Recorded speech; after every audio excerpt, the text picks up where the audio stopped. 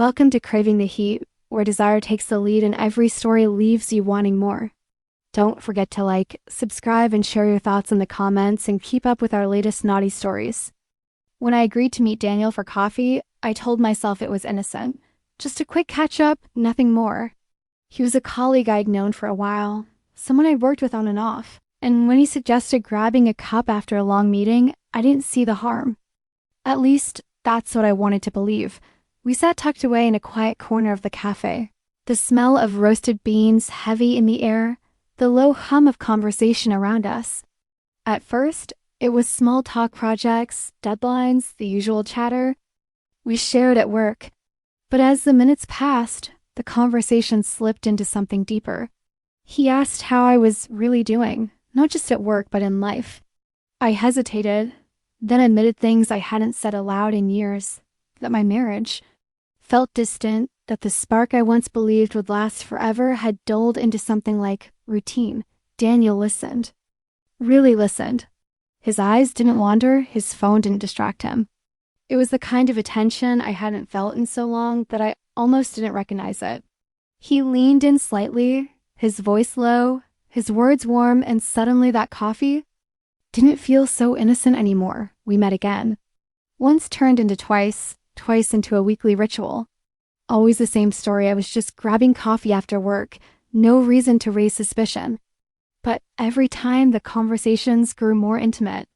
He shared pieces of his life too, the loneliness of living alone, the way he had been burned by love before, the quiet ache of wanting something real. We laughed, we teased, and we built something fragile and dangerous between us. It wasn't physical at first, but it was emotional, and I knew it. I'd feel my heart race when my phone buzzed with a message from him, my chest tighten when I saw him waiting at our usual table. One evening, as I stirred my latte absent-mindedly, he reached across the table and brushed his fingers over mine. It was such a small gesture, but it sent a shock through me. I should have pulled away. I didn't. That single touch opened the door we had both been circling. Soon, our coffee dates spilled into longer evenings, lingering walks after, and conversations. That left me lying awake at night, thinking about him instead of the man sleeping beside me. The guilt gnawed at me, but so did the thrill, the sense of being seen, wanted, alive. The line between friendship and something more blurred until it disappeared altogether. One night, after another coffee, he walked me to my car. We stood, too close, words hanging unspoken between us. And then, without overthinking, I leaned in. Our lips met soft, hesitant, but filled with the weight of everything we had been holding back. When I pulled away, breathless, he whispered, "We can't keep pretending this is just coffee." From then on, nothing was the same. The coffee shop became our excuse, but what we had was no longer about caffeine or conversation. It was about stolen time, about the rush of passion we both tried to resist, but couldn't. We were walking a dangerous line, and we both knew it, but neither of us could stop. It all started with just one secret coffee, and before I knew it, I was tangled in something far deeper, something that threatened to unravel the life I thought I had under control. The weeks that followed that first kiss blurred together in a haze of coffee cups, secret smiles and excuses I never thought I'd make. Every time I told my husband I was working late or meeting a friend, I felt a sharp pang of guilt. But then I'd walk into that cafe and see Daniel waiting for me, and the guilt would melt into something else, longing, excitement, hunger. I hadn't felt in years. We told ourselves it was harmless. But as long as no one knew, it wasn't real. But of course it was real. It was there in the way my pulse quickened when his hand found mine under the table, in the way I leaned into. His touch when he brushed a strand of hair behind my ear, and the way his laugh lit up parts of me that had long gone dim. It wasn't just coffee anymore. It was a whole other world where I felt alive. The danger was part of the thrill. Sometimes he'd sneak into my office when the building was nearly empty, bringing 2 paper cups filled with coffee just to steal 20 minutes with me before we both went home. I'd sit across from him pretending to review documents, but my eyes would linger too long on the curve of his smile, the warmth in his gaze. There were moments when I swore anyone who walked by could see the truth spilling out between us, even if we never touched, but the secrecy became harder to maintain. My husband started to notice my phone buzzing more often, the way I seemed distracted. During dinner, the way I stayed out later than usual. He never accused me, not directly, but I saw the doubt in his eyes. That doubt made me hesitate. I'd tell myself I'd end it with Daniel, that I'd stop answering his texts, that I'd choose the life I had built. And then, like clockwork, my phone would light up with his name, and I'd be pulled back in. One night, Daniel suggested we skip the cafe. Instead, he asked me to join him for a walk along the river. The city lights shimmered on the water as we strolled in silence, our hands brushing until finally, he took mine.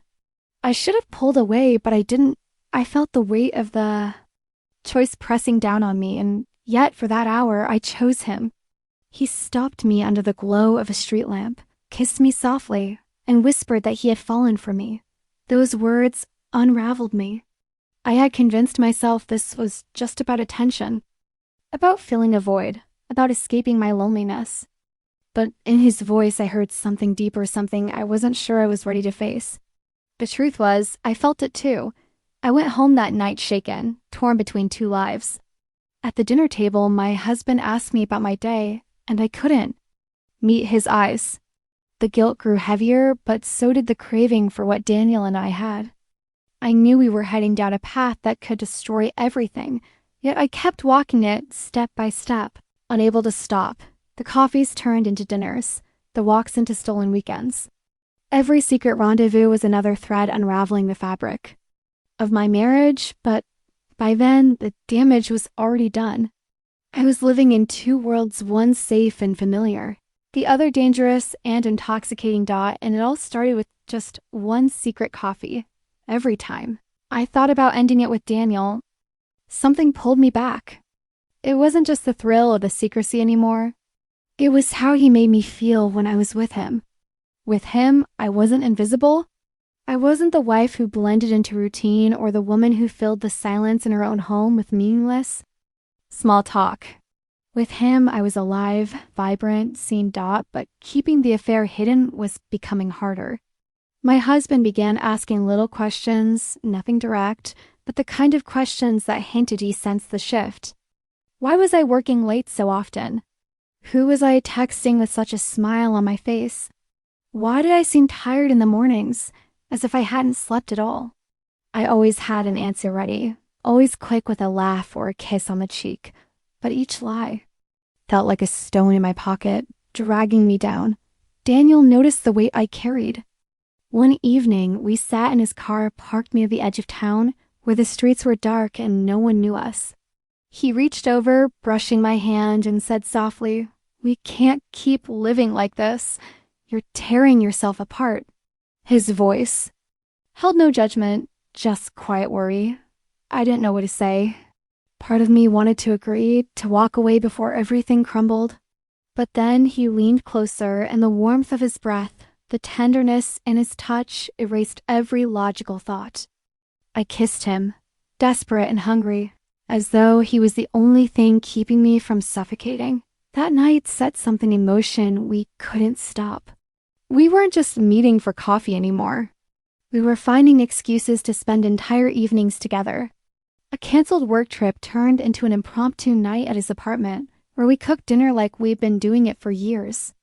I stood barefoot in his kitchen, chopping vegetables while he leaned against the counter, watching me with a smile that made me forget the rest of the world existed. But the more we indulged in our stolen time, the sloppier we became. A colleague once spotted us leaving the cafe together and raised an eyebrow, though she said nothing. Another time, I nearly left my scarf in Daniel's car, one my husband had bought me as an anniversary gift. Little cracks appeared in our carefully built facade, and I lived in constant fear of everything shattering. And yet, every risk only made our connection feel more intoxicating. I told myself it was temporary, that eventually I'd find the strength to let go. But when Daniel looked at me and whispered that he wished he could wake up next to me every morning, I realized I was already too far gone down at home. Things grew. Colder, my husband and I barely spoke, and when we did, it was clipped and shallow. He no longer asked why I was late, he just accepted it with quiet resignation, which in some ways hurt even more. The guilt clawed at me, but the longing for Daniel was stronger. I was balancing on a knife's edge, living two lives that couldn't coexist, waiting for the moment one would destroy the other. One afternoon, sitting across from Daniel in our familiar cafe, he took my hand in his and looked me in the eyes with a seriousness I hadn't seen before. "We can't keep calling this just coffee," he said. And he was right. The lie we told ourselves in the beginning had long unraveled. What we had wasn't simple. It wasn't innocent. It was love tangled in betrayal, passion wrapped in secrecy. And no matter how much I wanted to control it, I knew deep down something had to give. The pressure of living two lives began to show in ways I couldn't always hide. At work, I was distracted. At home, I was distant. I caught myself staring off during dinner, reliving a conversation I'd had with Daniel earlier that day, or replaying the way his hand had lingered on mine when we parted. My husband noticed, I'm sure of it, but instead of pressing me, he grew quieter as though retreating into his own silence. That silence was almost worse than suspicion. It left me wondering if he already knew. If he simply didn't care enough to fight for me anymore. Daniel, on the other hand, was restless. He wanted more of me, and though I tried to resist, I found myself giving it. Coffee dates turned into evenings at his apartment, where I stayed far later than I should have. We fell into routines that felt dangerously natural, cooking together, sitting on his couch with glasses of wine, talking about things that had nothing to do with work or stress or responsibility. We talked about dreams, about places we wanted to travel, about books we'd read and music that reminded us of parts of ourselves we thought were lost. I remember one night vividly. Rain had been falling all day, the kind that soaked you to the bone, and I arrived at his place dripping wet. He took my coat, wrapped me in a blanket, and made tea. We sat on the couch listening to the rain against the windows, and for a fleeting moment, it felt like we were the only two people in the world. He leaned closer, brushed a damp strand of hair from my face, and kissed me with a tenderness that broke me open. I wanted to freeze time right there, in that stolen bubble where nothing outside mattered, but of course, life outside always mattered. My husband began asking subtle questions again. "You've been out a lot lately. With friends?" He'd ask, his voice even but his eyes searching. I'd nod, force a smile, and change the subject. I hated lying, hated the heaviness it placed in my chest, but the thought of giving up Daniel was unbearable. The secrecy began to weigh on Daniel too. One evening, as we walked by the river after dinner, he stopped suddenly and looked at me with something almost like desperation. "I don't want to be your secret forever," he said quietly. "I don't want to steal bits and pieces of you. I want you completely." His words shook me because deep down I wanted that too. But the life I had built, the marriage I was still tied to, wasn't something I could just discard without. Consequence dot the push and pull between us grew sharper. Some days I'd swear to myself it had to end, but I couldn't keep lying, couldn't keep sneaking around. Other days I'd find myself in his arms, promising him things I wasn't sure I could ever give. My heart lived in two places, and every day the distance between them grew harder to bear. There were close calls, moments when the truth nearly slipped through. A colleague once mentioned to my husband that she'd seen me often at the cafe. Downtown, he didn't press, but I saw the flicker of something in his eyes. Another time, I found one of Daniel's notes tucked into my purse, small scrap of paper with nothing more than "thinking of you" written on it. I panicked at the thought of it being discovered, my hands shaking as I tore it into pieces. Still, no matter how much fear gnawed at me, I couldn't let go. The intensity of what I felt with Daniel overshadowed everything else. He had become the center of my secret universe, and each time I told myself it was the last, I always found myself going back for more. One night, after another long evening, together he held me close and whispered, "You know, this can't stay hidden forever. One day, something's going to break." His words lingered with me long after I left, echoing in the silence of my car as I drove home. He was right. Something would break my marriage, my secret, maybe even myself. But in that moment, as I slipped quietly into bed beside my husband, I knew the choice wasn't coming tomorrow or the next day. I knew I'd keep chasing Daniel, keep risking everything, because the truth was, I wasn't ready to let him go. And the terrifying part was, I wasn't sure I ever would be. The weeks slipped by with a strange rhythm. Each day, a careful balancing act between the life I was expected to live and the one I was secretly chasing. At home, I cooked dinners, folded laundry, made small talk with my husband about work and bills. But beneath the surface, I carried a constant hum of restlessness, always thinking about Daniel when I'd see him next, what excuse I could make to leave the house, what lie I could spin without arousing suspicion. It wasn't always easy. My husband wasn't oblivious. He noticed the way I had started dressing differently for errands, the way I carried my phone everywhere, the way my mood seemed lighter when I returned from being out. One night, he asked me outright, "Is there something you're not telling me?" My heart nearly stopped, but I forced a laugh and brushed it off, saying I was just stressed. He didn't push, but the weight of his eyes lingered long after the conversation ended. Meanwhile, Daniel and I grew more reckless. It wasn't intentional, it was just that the pull between us was stronger than any fear. A quick coffee after. Work turned into late-night dinners. A stolen hour in his apartment turned into whole weekends when I could find an excuse.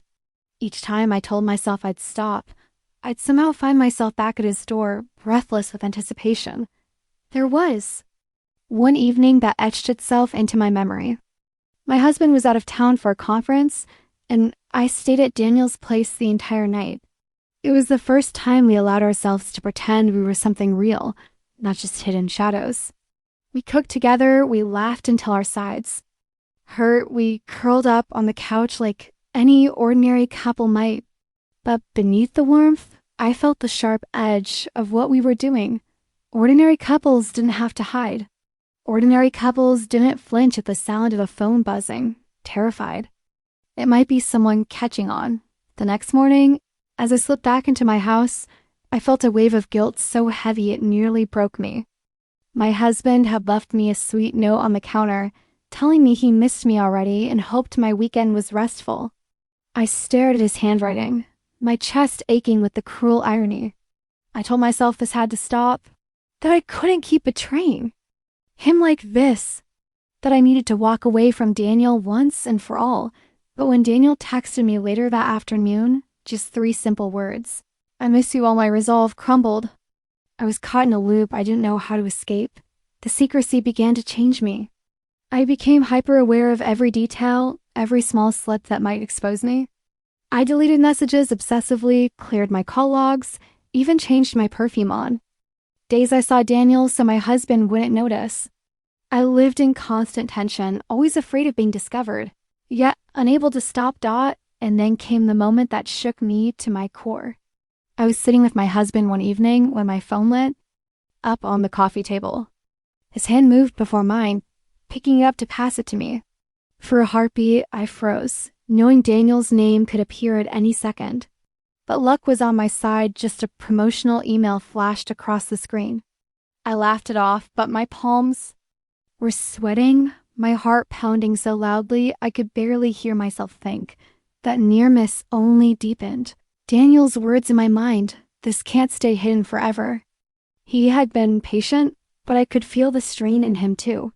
He wanted more than pieces of me. He wanted all of me. And though I wanted him in ways I couldn't deny, I also couldn't bring myself to imagine tearing apart the life I'd built. With my husband, the choice felt impossible. Still, every time I tried to imagine walking away, my chest clenched like I was being hollowed out. Daniel wasn't just an escape anymore, he had become the place I felt most alive, most seen. With him, I wasn't just someone's wife managing chores and routines. I was a woman who laughed, who dreamed, who felt desired in a way I hadn't in years. The more time I spent with him, the more I realized I was living a half-life at home. My smiles felt forced, my conversations hollow. My husband's small gestures, his quick kisses. His distracted questions about dinner plans only highlighted the emptiness that had crept between us. The line I had sworn I would never cross wasn't just behind me now. It was miles away, invisible in the distance, and there was no undoing what had been done. And deep down, though I tried to silence it, I knew the truth. Sooner or later, the fragile balance would collapse. The question wasn't if. It was when. The weeks that followed carried a strange heaviness, as though every moment was balancing on the edge of discovery. I would wake in the middle of the night, heart racing, convinced I'd whispered Daniel's name in my sleep. Sometimes I'd catch my husband watching me with a quiet intensity, his brow furrowed, as though he were piecing together a puzzle he didn't want to solve. I'd force a smile, kiss his cheek, and murmur something mundane to fill the silence. But inside I was unraveling. Daniel became my refuge, the place I ran to when the weight of my double life grew too much. With him, the world softened. He'd hold me close, whispering that I deserved to feel alive, that what we had wasn't wrong. If it was real, I wanted to believe him. I wanted to lose myself in the warmth of his arms and forget the guilt that clung to me like a shadow. But guilt has a way of seeping into everything. I found myself growing more distant at home, moving through routines as though I were sleepwalking. My husband noticed. One night at dinner, he reached for my hand and asked if I was happy. The sincerity in his voice nearly shattered me. I nodded quickly, forced a laugh, and said I was just tired from work. He accepted it with a small smile, but I could feel his doubt pressing against me like a weight I couldn't escape. Daniel, on the other hand, was becoming more insistent. He no longer wanted to be just the stolen hours, the secret text messages, the quick kisses hidden in the shadows. He wanted more. He spoke of a future, of a life together that wasn't shrouded in lies. His words both thrilled and terrified me. I imagined what it would be like to wake up beside him without fear, to walk into a cafe hand in hand without worrying who might see. The thought was intoxicating, but the reality was far more complicated. One evening when my husband was away, on a business trip, Daniel and I drove to the outskirts of town. We parked by a quiet stretch of road overlooking the city lights. The night was still, the kind of stillness that felt fragile, as though one wrong word could shatter it. Daniel took my hand, his thumb brushing circles over my skin, and asked me the question I had been dreading. Do you see a life with me, or am I just the escape you run to? His voice was steady, but his eyes betrayed the storm beneath. I wanted to answer honestly, to tell him that I did see a life with him, but in so many ways he'd become my anchor. But the words lodged in my throat. I whispered, I don't. No, and the disappointment in his eyes cut me deeper than any accusation could. The silence between us stretched, heavy and suffocating. He finally nodded, squeezed my hand gently, and said, I love you, even if you're not ready to say it back. The simplicity of his confession left me trembling. I wanted to say it. I wanted to give him the words he deserved, but all I could manage was pressing my lips against his hand in a desperate attempt to convey what I couldn't say aloud. The drive back was quiet, both of us lost in thoughts we didn't dare speak. When I slipped back into bed that night, my husband stirred beside me and pulled me close, murmuring my name in his sleep. The contrast between the warmth of his embrace and the chaos inside me left me staring at the ceiling until dawn. Next few days, the walls of my double life began to crack. My husband grew more attentive, asking about my schedule, about who I was meeting for coffee, about why I was working so late. His tone was casual, but his eyes betrayed suspicion. I answered with half-truths, my heart pounding with every lie, terrified that one slip would unravel everything. Daniel's patience was wearing thin. He wanted me to choose, to take a step I wasn't sure I was ready for. I could feel him pulling away, not out of lack of love, but out of self-preservation. He couldn't keep living in fragments, waiting for moments that were never enough. And I couldn't bear the thought of losing him. Even as I clung desperately to the life I was too afraid to let go of, one afternoon, After another restless night, my husband left for work earlier than usual. I sat alone in the kitchen, staring at the untouched breakfast, the silence around me pressing in. My phone buzzed with a message from Daniel. "Come to me." No excuses this time. Without thinking, I grabbed my keys and went. When I arrived, he didn't speak at first. He just pulled me into his arms, holding me with a desperation that mirrored my own. For hours, we stayed wrapped in each other as though the outside world didn't exist. It felt like freedom, but beneath it all, I knew the truth. Freedom doesn't come without a price. And sooner or later, the price would be demanded.